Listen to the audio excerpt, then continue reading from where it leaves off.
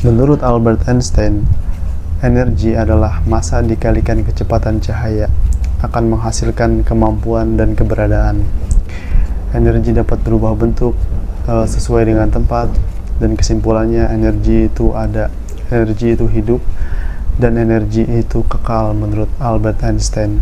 Dan ketika manusia itu dikategorikan sebagai makhluk energi, lalu apakah kita hidup sebagai Tuhan? Tidak sederhana itu. Di alam semesta bertebaran energi, bahkan di diri kita. Energi itu dapat menjadi petir, dapat menjadi api. Energi yang sama juga dapat menciptakan angin, dapat menciptakan listrik. Begitu juga, namun seluruh energi itu akan bermuara kepada satu titik, di mana yang paling inti daripada energi tersebut, dari listrik, dari angin, dan sebagainya, ia adalah panas. Di mana hal yang sama juga dibutuhkan oleh seluruh makhluk hidup, bahwa inti dari kehidupan adalah panas. Di mana telur tidak akan menetas jika ia tidak menerima hawa panas. Begitu juga dengan manusia, ketika ia kekurangan hawa panas, maka dia akan sakit. Dan kekebalan tubuh itu sangat ditopang oleh namanya vitamin D. Sedangkan vitamin D itu ada pada panas sinar matahari. Dan ketika manusia cukup dengan sinar matahari, yang artinya dia mempunyai suhu yang tinggi, artinya dia mempunyai kekebalan terhadap penyakit. Dan suhu yang dingin adalah kebalikannya, dia akan rentan terhadap penyakit. Dingin itu adalah kondisi di mana suhu panas, ketiadaan suhu panas. Panas itu adalah mutlak, namun dingin ini adalah kondisi di mana tidak ada panas, maka itu disebut dingin. Maka dingin ini adalah ketiadaan. Seperti itu. Begitu juga dengan pohon. Pohon tidak memiliki jantung seperti manusia yang bisa menebarkan hawa panas ke seluruh tubuhnya. Pohon itu dia membutuhkan matahari, di mana getah di akarnya agar dapat naik ke atas untuk bisa berfotosintesis. Maka pohon tidak akan hidup jika tidak ada hawa panas atau matahari. Kembali lagi, bahwa inti dari kehidupan adalah panas. Inti dari seluruh energi, kekuatan adalah panas. Seperti itu.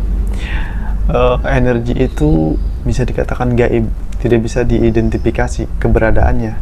Tapi menurut teori, energi itu akan kembali kepada satu titik. Artinya, ketika manusia, ada yang mengatakan bahwa manusia itu Tuhan karena dia adalah energi, dan karena energi itu juga adalah abadi, maka itu tidak benar. Karena manusia itu dikatakan hidup ketika orang lain membenarkan kejadian tersebut, bahwa manusia itu hidup, dan ketika diri kita sendiri menyadari bahwa kita hidup. Dan ketika manusia mati, artinya menemui kerusakan jasad, manusia tidak bisa mengingat atau tidak bisa mengidentifikasi bagaimana kejadian setelah dia mati, dan energi itu akan bermuara kepada satu titik. Artinya manusia bukan Tuhan, karena dia tidak mengetahui seluruh tentang diri dia sendiri, bahkan tentang alam semesta. Seperti itu. Bahkan secara tradisi pun ada di Sunda itu mulih kajati, mulang ka asal.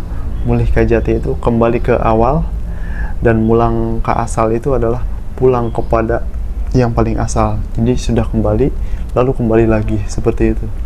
Jadi jasad ini ketika rusak, dia akan kembali menjadi atom-atom, menjadi jutaan atom, artinya kembali menjadi energi.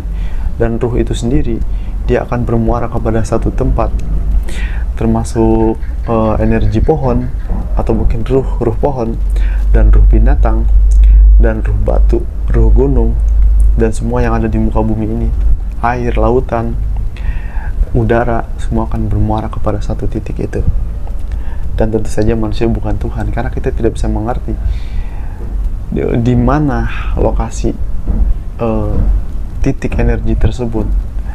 Yang tentu titik energi tersebut dalam teologis masih dalam lingkaran alam semesta. Sementara Tuhan adalah yang menciptakan alam semesta itu, artinya sama sekali tidak bisa diidentifikasi di mana keberadaan Tuhan. Seperti itu. Tapi dengan kelemahan kita tidak mengerti kemana kita akan kembali, disitulah tanda-tanda bahwa Tuhan itu memang benar ada. seperti itu. Kalau dalam Al-Quran itu Al-Baqarah ayat 156, ketika manusia ditimpa musibah, mereka mengatakan innalillahi wa inna ilaihi rajiun.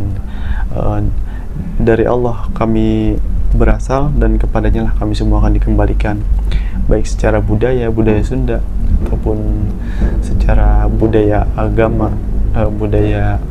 agama Islam. Kalau Sunda itu budaya berarti agama Sunda Wiwitan ya.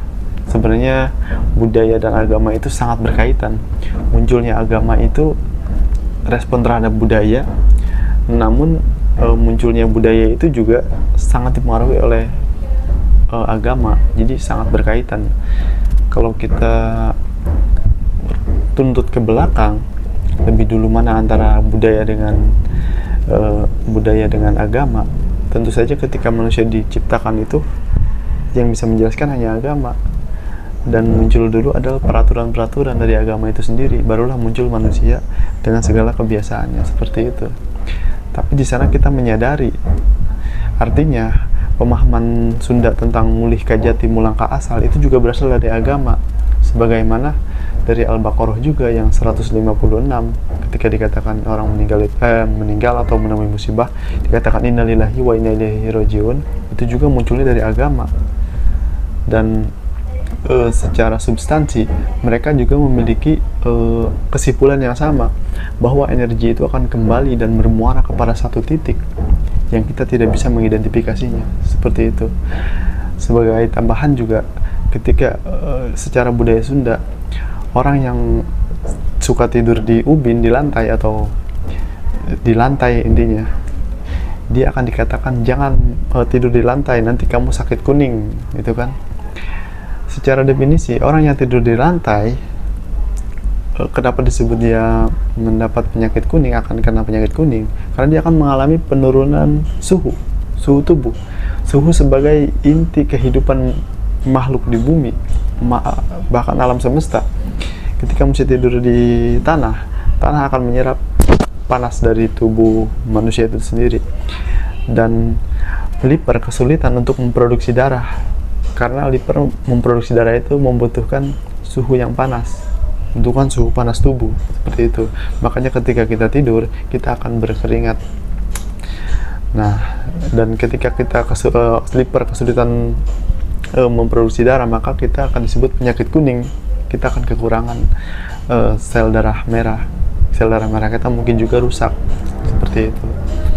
Dan cara untuk mengembalikannya, kita membutuhkan vitamin D, kita membutuhkan berjemur, seperti itu, agar kita kembali lagi metabolisme kita, cara kerja tubuh kita normal kembali, seperti itu. Juga sangat-sangat jelas bahwa panas itu adalah sumber kehidupan, seperti itu.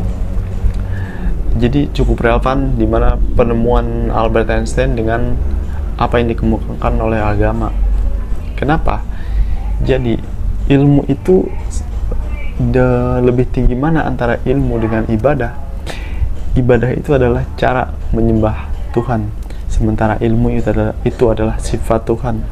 Di mana ilmu tersebut keluar misalnya dari orang yang non muslim, tentu saja itu adalah sifat Allah. Kenapa? Karena ketika manusia ini berpikir, dia menggunakan energi, dan di mana energi tersebut dia adalah sebenarnya secara hakikat, secara esensial adalah energi Tuhan, seperti itu. Jadi lebih tinggi ilmu daripada ibadah, karena ibadah itu cara menyembah Tuhan, sedangkan ilmu itu adalah sifat Tuhan itu sendiri. Karena seluruh ilmu yang ada di otak manusia itu semuanya itu bermuara kepada satu titik, yaitu energi, seperti itu. Dan kembali lagi kepada manusianya, jika memang manusia yang tidak beriman dan tidak mengakui tentang tanda-tanda keberadaan itu, dia akan dikatakan kafir. Dia tertutup. Kafir itu kan cover, yang artinya tertutup. Jadi dia tertutup setelah datangnya tanda-tanda kebenaran, seperti itu. Saya pikir juga untuk ateis atau agnostik itu dia percaya adanya Tuhan, tetapi Tuhan itu sebagai sistem, paham kan? Jadi dia tidak tidak meyakini bahwa Tuhan itu sebagai kepribadian. Dia meyakini sebagai sistem. Oke, kita pikirkan, kita analogikan seperti ini. Jika handphone ini dikatakan dia tercipta dengan sendirinya, dia lebih pintar daripada penciptanya, itu tidak mungkin. Pasti penciptanya lebih pintar daripada handphone ini, ya kan? Dan tidak mungkin sebuah sistem bisa menciptakan handphone ini seperti itu. Dan tentu saja ketika kita bisa berpikir secerdas ini, manusia-manusia cerdas di zaman nabi-nabi, bahkan para ilmuwan terkenal seperti Albert Einstein, Oppenheimer, dan sebagainya, sepintar itu, lalu penciptanya sepintar apa? Dan tentu saja dia adalah maha mengetahui segala sesuatu, pemilik seluruh ilmu yang ada di muka bumi, seperti itu. Dan itu hanyalah setitik kepintaran, setitik ilmu yang Allah berikan kepada manusia, seperti itu. Itu sangat mustahil sekali ketika handphone ini diciptakan oleh sesuatu yang sistem gitu, yang tidak mempunyai kepribadian. Seharusnya pencipta handphone ini sudah pasti dia lebih pintar daripada cara kerja handphone ini, seperti itu. Dan ateis juga, yang kalau ateis itu kategorinya dia itu adalah orang yang tidak sama sekali percaya tentang adanya Tuhan, seperti itu. Dan itu lebih aneh lagi menurut saya, ketika manusia tidak bisa mengidentifikasi kemana kita akan bermuara setelah mati, sementara secara teori itu dibenarkan. Ada secara teori bahwa energi itu akan bermuara kepada satu titik, dan manusia ini tidak tahu kemana kita akan kembali. Seharusnya kita takut. Berarti ada entitas lain yang memiliki kekuasaan penuh atas alam semesta ini, termasuk atas diri kita sendiri, seperti itu. Mohon maaf, kata-kata saya terbata-bata dan susunannya kata-kata saya tidak teratur, karena saya masih pemula dan saya cukup kurang terbiasa menginterpretasikan apa yang ada di otak saya, seperti itu. Cukup sekian. Assalamualaikum warahmatullahi wabarakatuh.